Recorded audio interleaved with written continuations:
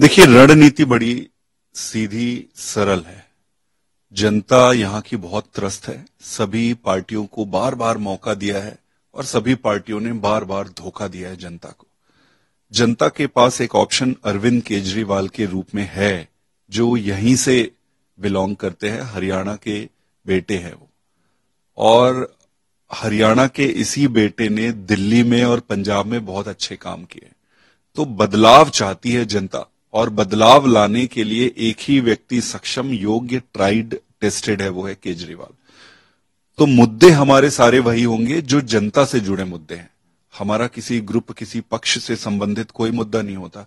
एक आम इंसान के घर को अच्छे से कैसा चलाया जाए, उसके बच्चे को अच्छी शिक्षा कैसे दी जाए, उसके घर में सब स्वस्थ और सुखी कैसे रहे, इससे संबंधित जो मुद्दे हैं वही हमारे मुद्दे हैं। बोला था कि इस बार ऐसा इलेक्शन होगा कि देखता रहेंगे सब, तो क्या आप रणनीति बस बड़ा सरल रणनीति है। कोई अलग से रणनीति होती नहीं है। आप उन मुद्दों को उठाओ जिन मुद्दों को जनता देखना चाहती है, और ताकत से चुनाव लड़ो। हल्के में चुनाव मत लड़ो। हम पूरी ताकत से चुनाव लड़ेंगे, पूरी ताकत से चुनाव लड़ेंगे, पूरी सीटों पर चुनाव लड़ेंगे, हर बूथ पर लड़ेंगे और सभी पार्टियों को हराएंगे। तो किसी से कोई समझौता नहीं है इसमें, आप 90 की 90। देखो, जो समझौता पहले हुए थे वो लोकसभा के लिए समझौता थे। आप इसको समझेंगे, लोकसभा एक अलग चुनाव होता है, विधानसभा अलग चुनाव होता है। तो विधानसभा में किसी के साथ नहीं, अकेले लड़ेगी आम आदमी पार्टी पूरी तरीके से तैयार है 90 के 90 सीटों के लिए, और सारी बूथों पे, हर गांवों पे, और लड़ेंगे और सबको। कल एक सीएम साहब का बयान आया है कि 10% आरक्षण उन्होंने कर दिया अग्निवीरों के ऊपर, ये पुलिस में और एक दो डिपार्टमेंट में 10% रहेगी। तो आप कह रहे हैं कि अग्निवीर बंद होना चाहिए, तो सीएम ने कल अनाउंसमेंट की, इसको किस तरह से देखते हैं? देखिए, मैं एक ही चीज कहना चाहता हूं कि फौज जो है, आर्मी जो है, इसको बहुत हल्के में लेकर कुछ भी निर्णय, ऐसे उल्टे सीधे निर्णय लेने नहीं चाहिए। आपकी आर्मी जो होती है वो आधार होती है। देश की जो अखंडता है, देश की सुरक्षा की जिम्मेदारी आर्मी पर होती है। इतने सारे बच्चे अपने सब कुछ दांव पे लगाकर सेना में जाते हैं, और जो सेना में जाते हैं वो जवान बनने के लिए जाते हैं। वो नौकरी करने के उद्देश्य से जवान नहीं बनता है। उसके मन में ये भावना है कि मुझे देश की रक्षा करनी है, वो उस भावना में जाता है। जब आप उसको लेकर जाते हो, भर्ती करते हो, कॉन्ट्रैक्ट पे आप उसको रखते हो थोड़े दिन, जब वो तैयार हो जाता है देश की रक्षा करने, जवान बनने के लिए, तब आप उसको निकाल देते हो। और आप कह रहे हो कि भाई अब आपको मैं निकाल दूंगा, अब मैं किसी जगह पे क्लर्क या किसी जगह पे कुछ नौकरी दे दूंगा। तो फिर अगर उसको क्लर्क और छोटी नौकरी करना है तो फिर वो जवान क्यों बनेगा? वो सीधे उसकी तैयारी करेगा।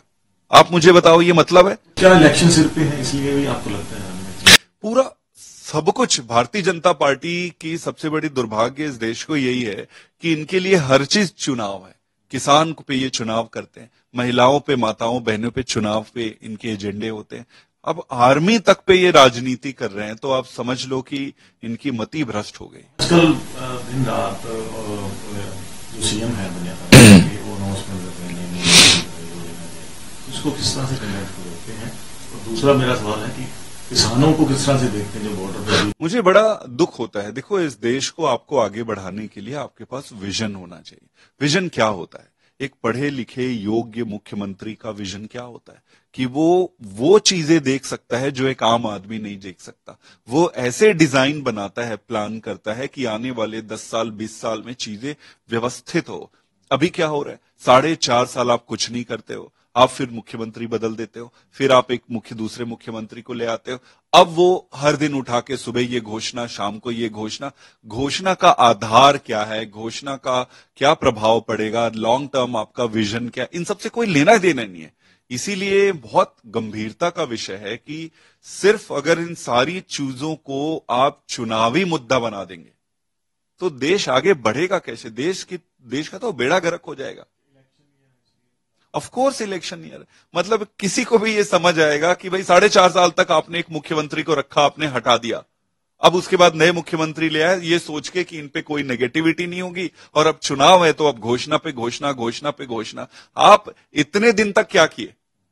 आपने कितनी नौकरी दी? मैं खट्टर साहब से पूछना चाहता हूं। देखो अभी जो मुख्यमंत्री साहब आए हैं बेचारे, उनको तो ऐसे ही ले आए, काम तो खट्टर साहब है, अभी भी खट्टर साहब ही पीछे से चला रहे हैं। तो प्रश्न तो मैं खट्टर साहब से, खट्टर साहब आपने इतने दिन में कितनी नौकरियां दी? खट्टर साहब आपके राज में दिन दहाड़े गोलियां चल रही है, गोलियां चल रही है, उनपे उगाही चल रहा है, पता नहीं कितने जिले अब प्रभावित हैं कि खुलेआम चल रहा है। मतलब एक ऑर्गेनाइज्ड क्राइम चल रहा है। जब तक पॉलिटिकल सपोर्ट ना हो पीछे से, ऐसे ऑर्गेनाइज्ड क्राइम और गुंडे अपराध नहीं कर सकते। किसानों के मुद्दे को किस तरह से देखते हैं? कोर्ट के ऑर्डर के बावजूद अभी तक वहां पे आपके सामने किसान, दिल्ली पे सबका हक है, दिल्ली उनकी राजधानी है। किसान जब आप अपने जायज हक को लेकर दिल्ली जाना चाहते हैं तो आप कीले ठोक कर उसको रोक देते हैं, जैसे कोई वो विदेशी हो, जैसे कोई वो अपराधी हो, आतंकवादी। क्या समझते हो आप किसान को? आप उसे दिल्ली नहीं पहुंचने देते। और चलो रोकने का भी एक तरीका होता है, एक न्यायिक तरीका होता है, उदारवादी तरीका होता है। आप गोलियां चलवा रहे हो किसानों पर, कीले लगा रहे हो, कोर्ट के ऑर्डर के बावजूद आप उस पे देखो, कोर्ट के ऑर्डर, ये इनको कोई फर्क नहीं पड़ता। आप देख रहे हो केजरीवाल जी को ये जेल में रखे हुए हैं, कोर्ट पे ऑर्डर पे ऑर्डर, ऑर्डर पे ऑर्डर आते जा रहा है। ये अब सीबीआई ईडी से क्लियर होते हैं तो सीबीआई ले आए, सीबीआई से क्लियर होंगे तो कुछ और ले आएंगे, कुछ और।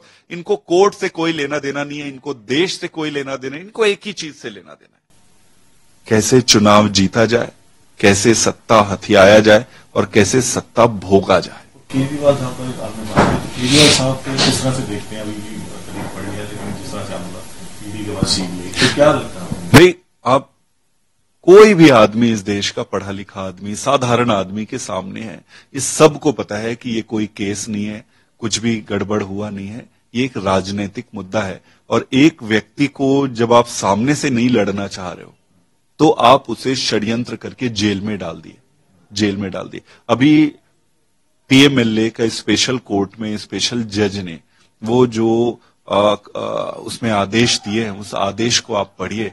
उस आदेश में लिखा है कि एक चवन्नी की कोई गड़बड़ी नहीं हुई है, सारा कुछ फर्जी है, कोई केस नहीं है। और उनको उन्होंने बेल दी थी। उसके बाद सुप्रीम कोर्ट में गए, सुप्रीम कोर्ट में ये प्रूव नहीं कर पाए कि कुछ भी गड़बड़ हुआ है, वहां पर भी उनको बेल दे दिए। कहने का मतलब ये है कि ये कोई केस ही नहीं है, राजनीतिक केस है।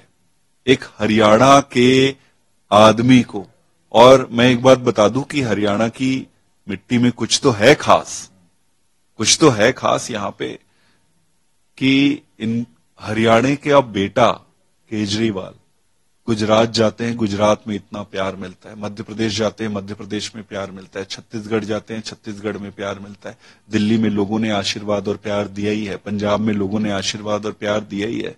तो क्या हरियाणा की जनता अपने बेटे को प्यार नहीं देगी? प्यार देगी। और इसी के डर से षड्यंत्र करके उनको रोका गया है। लास्ट वन कि जिस तरह से पंजाब के गवर्नर ने मुद्दे को, चांस लगे मुद्दे को वहां भेज दिया, तो अब दोबारा से आ गए, राष्ट्रपति ने वापस कर, तो किस तरह से? ये गंदी राजनीति है। देखो, फेडरल स्ट्रक्चर का मतलब क्या होता है? कोऑपरेटिव फेडरलिज्म का मतलब यह है कि संघ, जब आप सभी राज्यों को एक साथ आप बनाते हो, उसमें सभी राज्य की अपनी जो उनकी आइडेंटिटी है, उनके कल्चर है, उनको प्रोटेक्ट करते हुए, सभी राज्य के नेताओं और उनके अधिकारों की रक्षा करते हुए पूरे एक संघ को आगे बढ़ाना होता है। आज बीजेपी क्या कर रही है? उन सारी मर्यादाओं को लांघ रही है।